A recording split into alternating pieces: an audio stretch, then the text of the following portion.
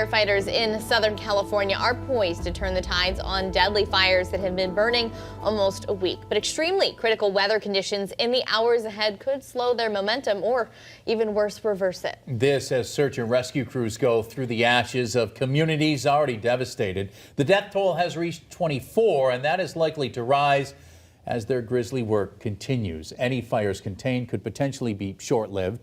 Winds that eased over the weekend are now expected to return to dangerously gusty levels now through Wednesday, potentially as high as 70 miles an hour beginning Tuesday. A message today to those who've already fled, many who've lost everything.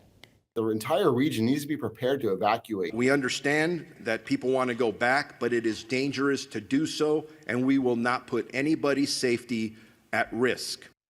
It continues to be a grim outlook with a death toll that's expected to increase in the days ahead. A 6 p.m. to 6 a.m. curfew remains in effect in fire zones, with officials confirming around 50 arrests so far. And as the battle against these wildfires rages on, we continue to see nightmarish images of flames and destruction coming out of Southern California. Tonight we speak with a former firefighter from the West Coast who now lives here in Western Mass.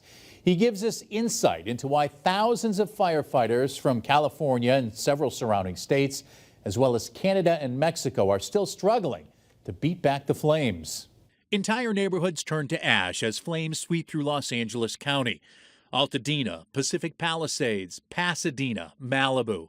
All familiar names, all burned. Scenes at once familiar and frightening to Perry Escar, who was visiting family when the first flames sparked.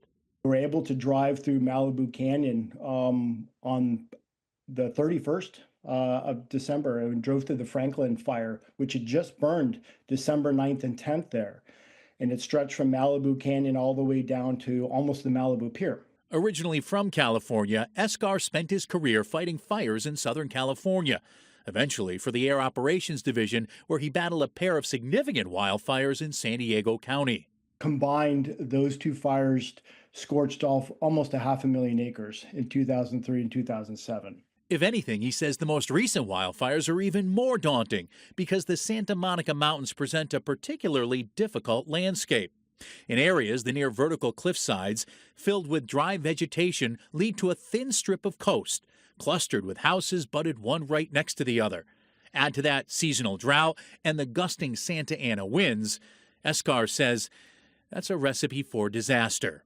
So when we look at containment issues that they're having right now, and we look at the news, I look at the news every morning, 10%, 15%, 20%. I mean, it's been 5 or 6 days now. Why are these guys not getting containment? It is specific to that topography. It is almost unwalkable and unhikeable. Now a volunteer firefighter in Deerfield, Escar says tactics here in Western Mass are necessarily different than the ones used on the West Coast.